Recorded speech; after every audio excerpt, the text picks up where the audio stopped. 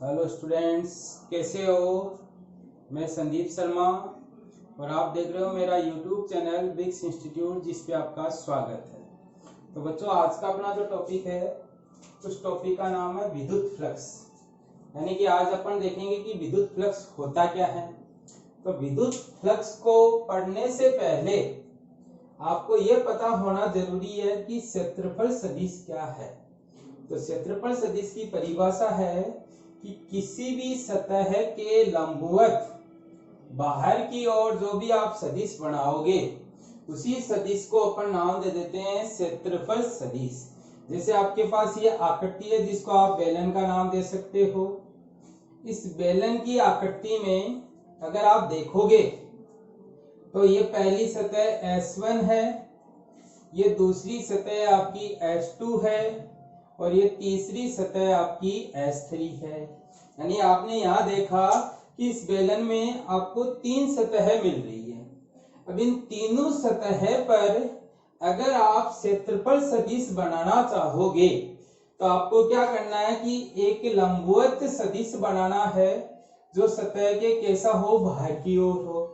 तो मैं अगर ये सतह लूं तो इस सतह के लंबवत मैंने ये एक आपका S1 सदिश बनाया जो इसके साथ कितने डिग्री का कोण बना रहा है, 90 डिग्री का। और इसकी जो दिशा है वो किधर है, बाहर की ओर। तो अगर आप यहां से S1 सदिश को निकालना चाहोगे तो S1 सदिश हो गया इस क्षेत्रफल का परिमाण, और इस क्षेत्रफल का परिमाण हो गया आपके पास पाई आर स्क्वायर। अगर इसकी त्रिज्या को आप आर मानते हो तो इस सतह का क्षेत्रफल तो हो गया पाई आर स्क्वायर। और अगर मैं इसको एक्स एक्सिस मानता हूं तो S1 की जो दिशा है वो एक्स एक्सिस के अपोजिट है, यानी आप इसको माइनस आई कैप लिख सकते हो। ऐसे अगर S2 सदिश को मैं लिखूं तो S2 सदिश आपका इस सतह के लंबवत अगर मैं ऊपर की ओर बनाऊं तो इसका जो क्षेत्रफल है वो तो हो गया 2 पाई आर, और अगर मैं ये लंबाई L मान लेता हूं तो इसका क्षेत्रफल आ गया 2 पाई आर एल, और इसकी दिशा है वो प्लस जे कैप में आ गई। ऐसे अगर आप S3 सदिश को लिखना चाहो तो आपके पास S3 सदिश का क्षेत्रफल तो आपका पाई आर स्क्वायर है, और दिशा देखोगे तो मैं ये S3 सदिश को इधर बनाऊंगा, ये आपका S2 सदिश है। इस S3 सदिश की दिशा प्लस आई कैप में है, और प्लस आई कैप में है तो आप इसको प्लस आई कैप लिख सकते हो। तो बच्चों, आपने यहाँ से क्या सीखा, आपने ये सीखा कि अगर कोई भी आकृति हो तो उस आकृति की जिस सतह पर अपन को क्षेत्रफल सदिश बनाना है तो उसके लंबवत एक सदिश खींचो, और वो सदिश आपका किधर होना चाहिए, बाहर की ओर होना चाहिए। जैसे अगर आप इस घन में अगर निकालना चाहोगे तो इस घन के आपको कितने फ्लक मिलेंगे, 6 फ्लक मिलेंगे। अगर मैं इसको कहूं तो इसका क्षेत्रफल सदिश नीचे की ओर होगा। इसको आप बॉटम का नाम दोगे तो S बॉटम हो गया आपके पास। ऐसे ही अगर इसका बनाओगे तो इसका ऊपर की ओर हो गया, यानी S टॉप हो गया। अगर इसका बनाओगे तो ये आपका S है वो राइट हो गया। ऐसे ही अगर आप इसका बनाओगे तो S लेफ्ट हो गया। ऐसे ही अगर इसका बनाओगे तो ये बैक है, और ये इसका जो ये वाला है ये आपका फ्रंट है। तो आपको बच्चों ध्यान रखना है कि जब भी आपको किसी भी आकृति का अगर क्षेत्रफल सदिश बनाना है तो उसके लिए आपको क्या करना है, उस सतह के एक लंबवत सदिश क्या करना है, ड्रॉ करना है। जैसे मैंने ये आकृति बना रखी है, इस आकृति का अगर अपन क्षेत्रफल सदिश निकालना चाहेंगे तो आप इसके लंबवत ये एक लाइन खींचोगे और तीर का चिन्ह बाहर की ओर लगाएंगे तो ये इसका क्षेत्रफल सदिश हो गया S आपके पास। तो इस तरीके से आप क्या कर सकते हो, किसी भी आकृति का क्षेत्रफल सदिश क्या कर सकते हो, बना सकते हो। आपको विद्युत फ्लक्स का मान निकालने के लिए क्षेत्रफल सदिश का ज्ञान होना बहुत आवश्यक है, क्योंकि क्षेत्रफल सदिश के ज्ञान से ही आप उनके कोण को क्या कर सकते हो, परिभाषित कर सकते हो। तो बच्चों ध्यान रखना, किसी भी आकृति का क्षेत्रफल सदिश है वो दी गई आकृति के लंबवत होता है। यहाँ तक किसी बच्चे को कोई दिक्कत नहीं होनी चाहिए। अब आता है कि सर विद्युत फ्लक्स का मीनिंग क्या होता है। तो अगर आप विद्युत फ्लक्स का मीनिंग देखोगे तो विद्युत फ्लक्स की परिभाषा आपको ये बोलती है कि किसी भी पृष्ठ से गुजरने वाली कुल विद्युत बल रेखाओं की जो संख्या होती है उसी संख्या को कौन प्रदर्शित करता है, आपका विद्युत फ्लक्स प्रदर्शित करता है। तो आप कह सकते हो कि ये बोर्ड है, इस बोर्ड में से कितनी बल रेखाएं गुजरेगी उनकी संख्या को ही अपन नाम दे देते हैं विद्युत फ्लक्स। तो किसी भी आकृति का अगर आपको विद्युत फ्लक्स निकालना है तो उसका मीनिंग पता होना जरूरी है। और विद्युत फ्लक्स का मीनिंग आपका इतना ही है कि किसी भी दी गई आकृति की किसी भी सतह से या किसी भी पृष्ठ से कितनी विद्युत बल रेखाएं गुजरेगी उनकी संख्या को ही अपन कह देते हैं विद्युत फ्लक्स। अब आता है कि सर विद्युत फ्लक्स निकालेंगे कैसे। तो विद्युत फ्लक्स निकालने के लिए आपकी सेकंड लाइन है कि आपका जो विद्युत फ्लक्स का मान होता है वो एक तो विद्युत क्षेत्र सदिश ई सदिश और दूसरा आता है क्षेत्रफल सदिश एस सदिश जो अपन ने ऊपर पढ़ा है उसके अदिश, जिसका दूसरा नाम आप बिंदु गुणनफल भी कह सकते हो, बिंदु गुणनफल के तुल्य होता है। यानी आप ये कह सकते हो कि अगर विद्युत फ्लक्स का मान आपको निकालना है तो दो चीजें पता होनी जरूरी है। एक आपका विद्युत क्षेत्र सदिश यानी ई सदिश और दूसरा आपका क्षेत्रफल सदिश यानी एस सदिश। अगर ये दोनों पता है तो इनका आप अदिश गुणनफल निकालोगे, वो अदिश गुणनफल का मान ही किसके बराबर होगा, विद्युत फ्लक्स के बराबर होगा। दोबारा सुन लेना बच्चों कि आपका विद्युत फ्लक्स है उसका मान आप दो सदिशों की सहायता से निकालोगे। उनके लिए भी आपको कौन सा गुणनफल निकालना है, अदिश गुणनफल। तो यानी कि आप अगर विद्युत क्षेत्र सदिश और क्षेत्रफल सदिश दोनों का अदिश गुणनफल निकालोगे तो वो आपका क्या होगा, विद्युत फ्लक्स के बराबर होगा आपके पास। तो सबसे पहले आया क्षेत्रफल सदिश। क्षेत्रफल सदिश का मीनिंग कोई भी दी गई आकृति के लंबवत सदिश को अपन क्षेत्रफल सदिश कहते हैं, जो आपका हमेशा बाहर की ओर होना चाहिए। यानी कोई भी आकृति लो उसके लंबवत एक सदिश खींचो और वही सदिश आपका क्षेत्रफल सदिश कहलाएगा। अब आपके पास ये जो क्षेत्रफल सदिश है उसको अगर विद्युत क्षेत्र के साथ बिंदु गुणनफल कर दिया जाए तो आपके पास क्या मिल जाएगा, विद्युत फ्लक्स मिल जाएगा। और विद्युत फ्लक्स का तात्पर्य क्या है कि किसी भी दी गई आकृति में से कितनी विद्युत बल रेखाएं गुजरेगी उनकी गुजरने की वाली जो विद्युत बल रेखाओं की संख्या है उसी संख्या को प्रदर्शित करता है कौन, विद्युत फ्लक्स। तो आपको क्षेत्रफल सदिश में कोई दिक्कत नहीं होनी चाहिए, विद्युत फ्लक्स का मीनिंग क्या होता है उसमें कोई दिक्कत नहीं होनी चाहिए, और इसका मान कैसे निकाला जाता है इन तीनों पॉइंट में कोई दिक्कत नहीं होनी चाहिए।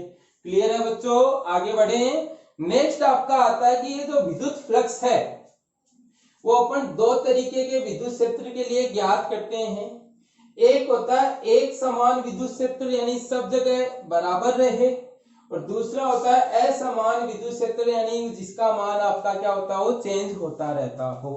तो अपन सबसे पहले देख रहे हैं कि अगर आपका एक समान विद्युत क्षेत्र है तो विद्युत फ्लक्स का जो सूत्र होता है वो होता है E डॉट S, यानी कि आपका विद्युत क्षेत्र सदिश और क्षेत्रफल सदिश का अगर बिंदु गुणनफल निकाला जाए तो आपको विद्युत फ्लक्स मिल जाएगा। तो ये आपका मेन सूत्र है कि फ्लक्स निकालना हो तो E डॉट S करना है। और आपको पता है जब भी डॉट आता है तो डॉट के लिए अपन किसका यूज लेते हैं, कोस थीटा का यूज लेते हैं। जहां आपके पास थीटा है वो किसको निरूपित करता है, एक तो क्षेत्रफल सदिश है आपके पास S वेक्टर और एक विद्युत क्षेत्र सदिश है E वेक्टर। इन दोनों के बीच के कोण को अपन कह देते हैं थीटा है आपके पास। तो अगर आप इस सूत्र में देखोगे तो इस फाई E का मान तो मतलब होता है विद्युत फ्लक्स, यानी विद्युत फ्लक्स को अपन इस तरीके के सिंबल से लिखते हैं और इस सिंबल को नाम दिया जाता है आपका फाई।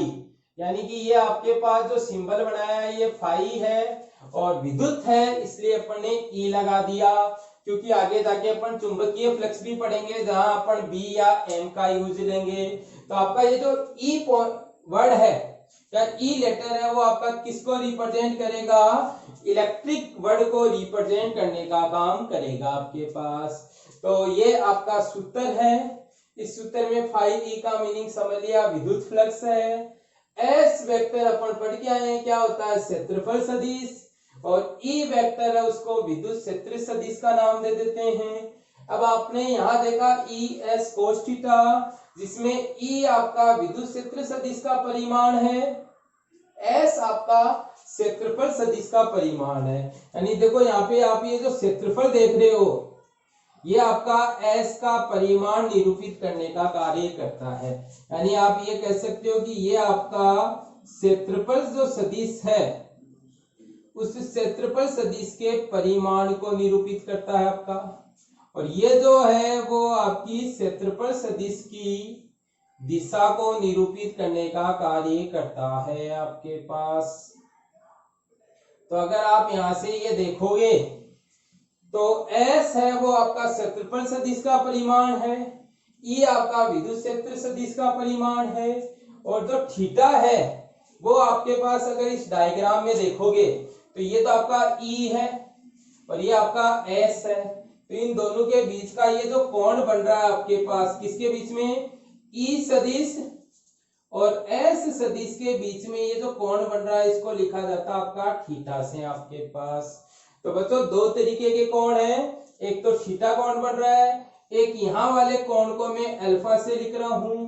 तो आपका थीटा का मीनिंग तो ऊपर लिखा हुआ है, विद्युत क्षेत्र सदिश और क्षेत्रफल सदिश के मध्य का कोण। और एस की बात करोगे तो आप बोल सकते हो कि आपका जो पृष्ठ है या जो आपने आकृति ली है उस आकृति का विद्युत क्षेत्र सदिश के साथ बना कोण। तो बच्चों ध्यान रखना, आपको यहाँ दो तरीके के कोण दिए हुए हो सकते हैं, या तो आकृति का कोण दिया हुआ हो सकता है या आपको क्षेत्रफल सदिश का कोण दिया हुआ हो सकता है। अब अगर आप इस डायग्राम को देखो तो ये पूरा कोण आपको 90 डिग्री का दिख रहा है।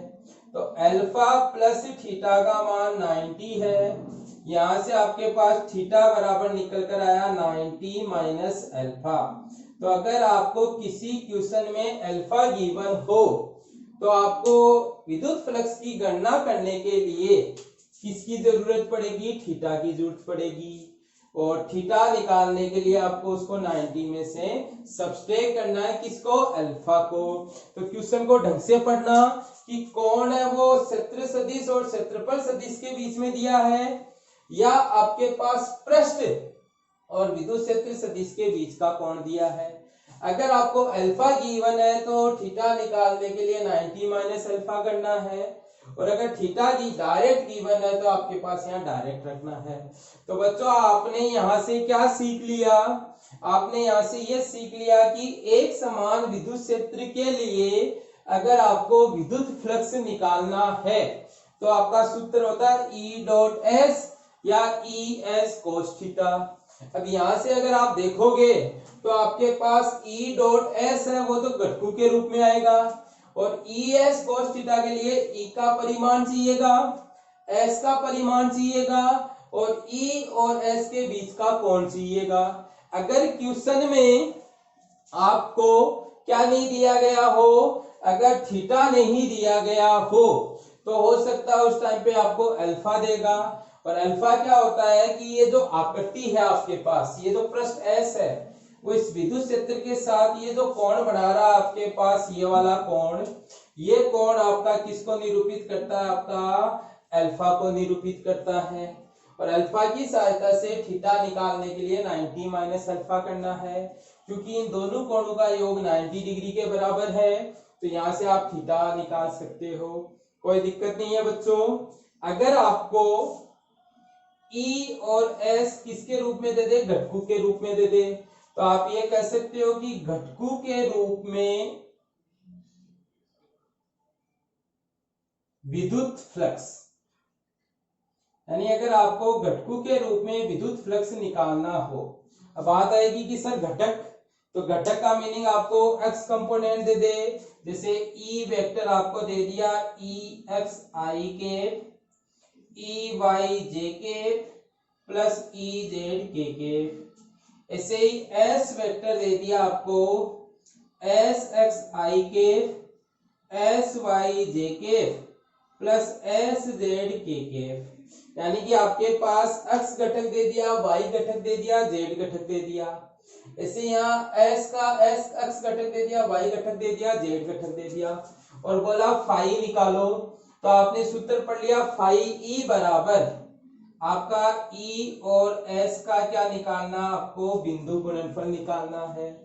और बिंदु गुणनफल में आपको 11th क्लास में ये पढ़ाया जाता है कि आई के घटक को आई के घटक से गुणा करो, जे के घटक को जे के घटक से गुणा करो, और के घटक को के घटक से गुणा करो।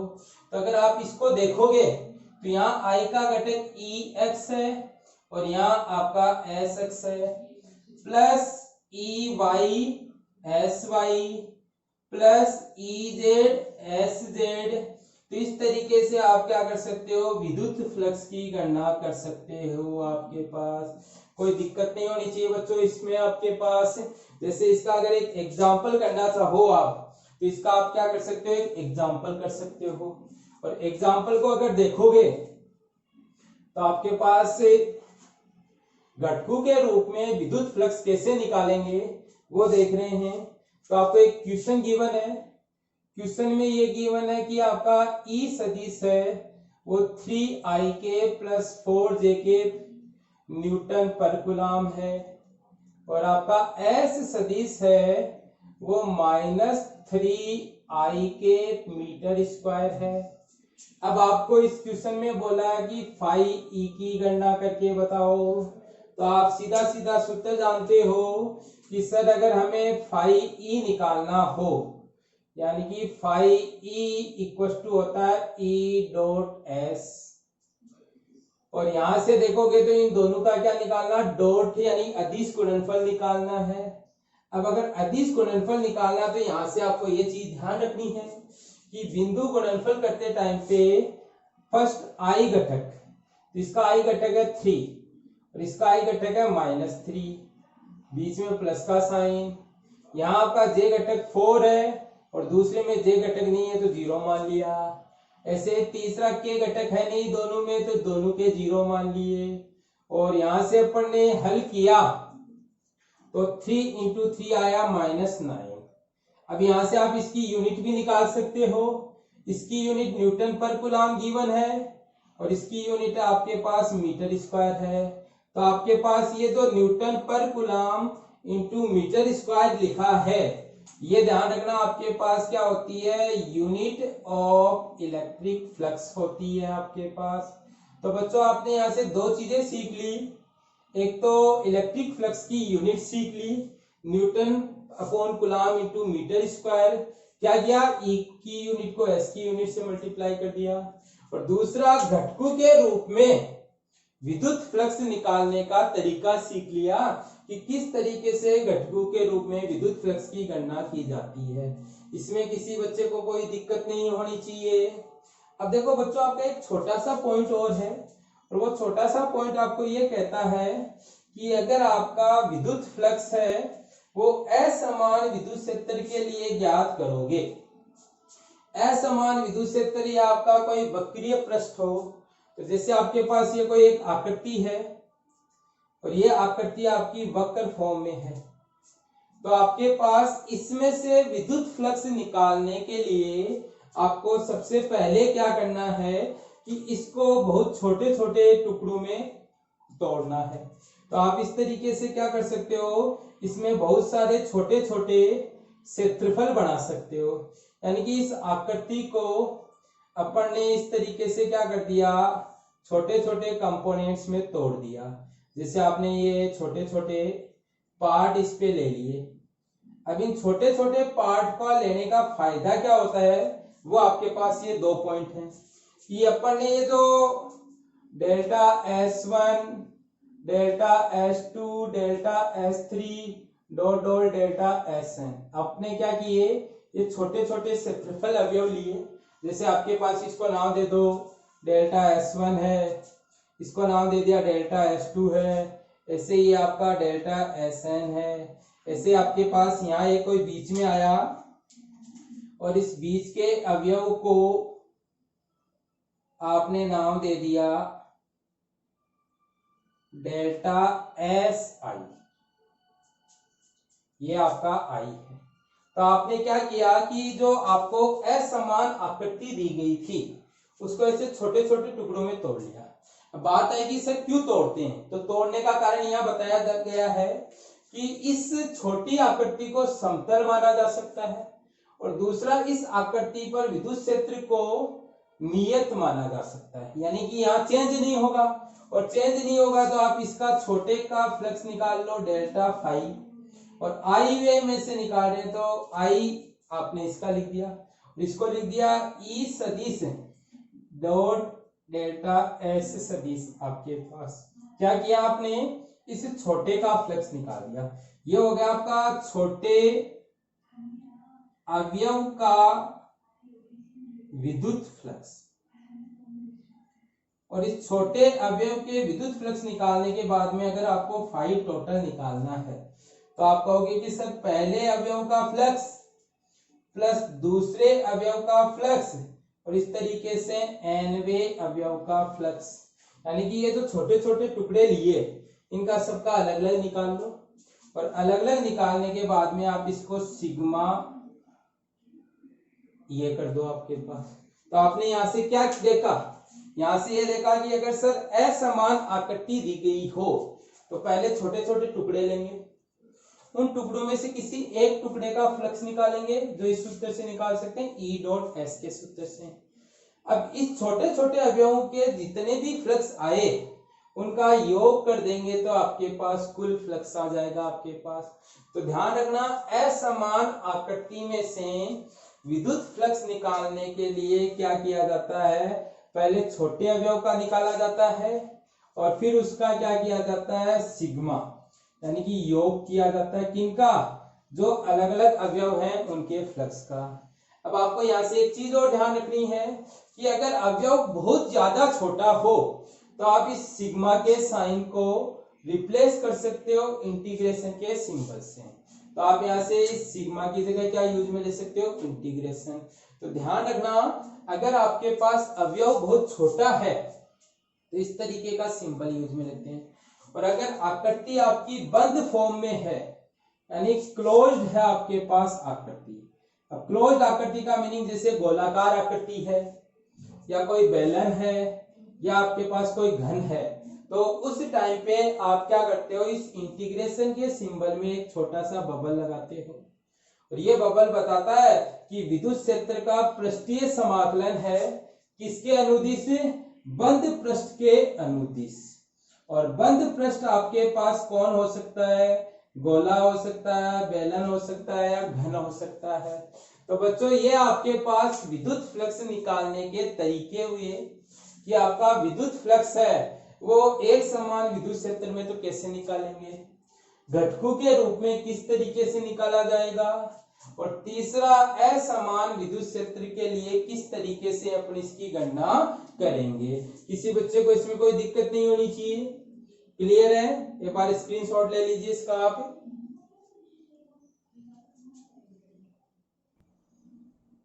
अब देखो बच्चों आपके पास एक तो आता है विद्युत फ्लक्स का मात्रक और विमीय समीकरण। तो अपन ने पढ़ा कि विद्युत फ्लक्स जनरली विद्युत क्षेत्र और क्षेत्रफल सदिश की सहायता से निकाला जाता है, और विद्युत क्षेत्र का मात्रक एक होता है न्यूटन पर कूलम, क्षेत्रफल का मात्रक मीटर स्क्वायर लिख सकते हो। तो यहाँ से मात्रक आया newton metre square coulomb inverse. तो एक ऐसा ही मात्रक तो आपका ये होता है। ऐसे ही आपको मैंने पढ़ाया कि विद्युत क्षेत्र का एक और मात्रक होता है वोल्ट पर मीटर, और क्षेत्रफल का मीटर स्क्वायर। एक मीटर से एक मीटर कटा तो दूसरा मात्रक आ गया वोल्ट इंटू मीटर। तो बच्चों ध्यान रखना है कि आपके पास जो विद्युत फ्लक्स के मात्रक होते हैं, उनमें आपको दोनों में से कोई सा भी मात्रक लिखा हुआ मिल सकता है। नेक्स्ट, अगर बीमीय समीकरण निकालोगे तो बीमीय समीकरण में आपने ये देखा कि न्यूटन का बीमीय समीकरण तो m1 L1 T-2 होता है, मीटर को अपन L2 से लिख सकते हैं और कूलाम का A1 T1 पावर -1 है। इसको आप सोल्व करोगे तो ये m की पावर 1 है, L की पावर 1 और 2 मिलके हो गई L की पावर 3, T की पावर -2 और T की पावर -1 मिलके हो जाएगी T की पावर -3 और A की पावर यहाँ से आ गई आपके पास -1। तो इसमें किसी को दिक्कत नहीं होनी चाहिए। नेक्स्ट अगर देखोगे तो आता है कि विद्युत फ्लक्स की निर्भरता, कि आपका विद्युत फ्लक्स है वो किन किन राशियों पे आपका निर्भर करता है। तो आपको यहाँ इसके सूत्र से देख सकते हो कि विद्युत फ्लक्स एक तो E पर निर्भर करता है यानी विद्युत क्षेत्र पर, दूसरा S पर निर्भर करता है यानी पृष्ठ या आकृति के क्षेत्रफल पे, और तीसरा आपका थीटा पे। और थीटा आपको पढ़ाया क्या होता है, विद्युत क्षेत्र और क्षेत्रफल सदिश S के मध्य का कोण होता है आपके पास। और मध्य कोण पर बात करोगे तो ये मध्य के कोण पर कैसे निर्भर करता है वो ये आपके पास यहाँ पे है। तो पहला केस है थीटा की वैल्यू अगर 0 हो तो थीटा की वैल्यू 0 होने का मीनिंग आपके पास ये आकृति इस तरीके से रखी गई है कि इसका क्षेत्रफल सदिश विद्युत क्षेत्र की दिशा में आ जाए यानी कि E समांतर हो जाए S के।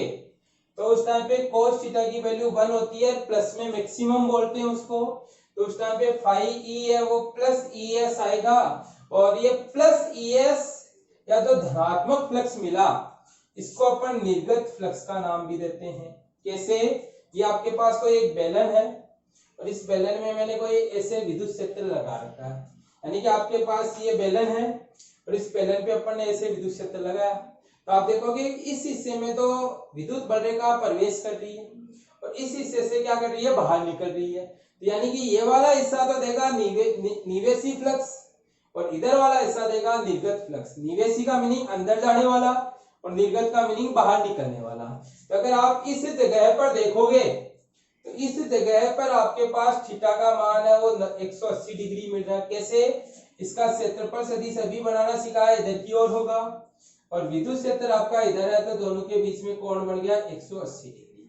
और अगर कोण 180 डिग्री होता है तो cos थीटा की वैल्यू -1 होती है और ये -1 होती है, तो यहाँ से फ्लक्स आ गया -ES।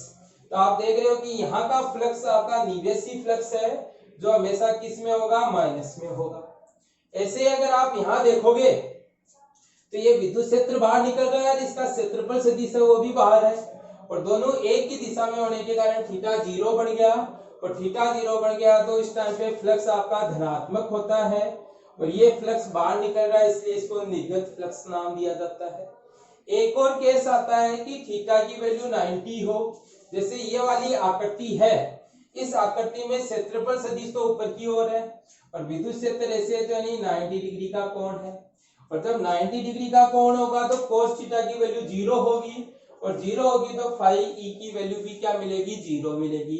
तो आप यहाँ से ये देख रहे हो कि अगर आपके पास क्षेत्रफल सदिश और विद्युत क्षेत्र के बीच के कोण को चेंज किया जाए तो फ्लक्स का मान भी आपको अलग अलग मिलेगा, जिसमें 0 डिग्री पे आपका अधिकतम धनात्मक मिलेगा, 180 डिग्री पर अधिकतम ऋणात्मक मिलेगा, 90 डिग्री पे 0 मिलेगा। अदरवाइज जनरल केस में अगर थीटा की वैल्यू 90 से छोटी है तो फ्लक्स धनात्मक आएगा, अगर थीटा की वैल्यू 90 से बड़ी है तो फ्लक्स ऋणात्मक आएगा, थीटा की वैल्यू 90 है तो फ्लक्स क्या मिलेगा, 0 मिलेगा। अब अगर आपको यहाँ पे फाई मैक्स चाहिए तो फाई मैक्स के लिए थीटा है वो 0 होना चाहिए।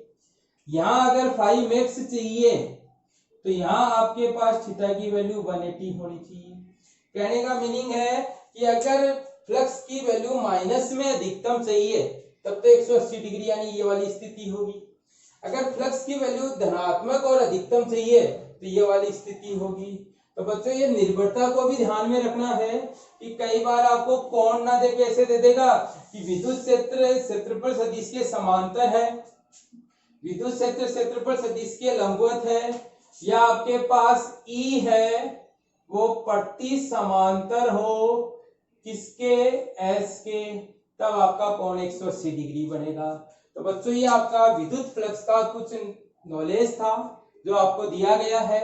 अब आप इस पे आधारित विद्युत फ्लक्स के किसी भी क्वेश्चन को क्या कर सकते हो, अटेम्प्ट कर सकते हो, जिसमें आपका विद्युत क्षेत्र दिया जाए, क्षेत्रफल दिया जाए और उनके बीच का कोण या उनको घटकों के रूप में दिया जाए, तो अपन इस तरीके से आसानी से उसको क्या कर सकते हैं, सॉल्व कर सकते हैं। कोई दिक्कत नहीं है। किसी बच्चे को दिक्कत हो तो उनको ऑप्शन बताए हुए हैं कि या तो व्हाट्सएप नंबर से या आप क्या कर सकते हो, कमेंट सेक्शन में कमेंट करके पूछ सकते हो। बच्चों निवेदन है कि वीडियो को देखने के बाद में लाइक कीजिए और लाइक करने के बाद में उसको शेयर करना ना भूले। Thank you. स्क्रीनशॉट ले लीजिए।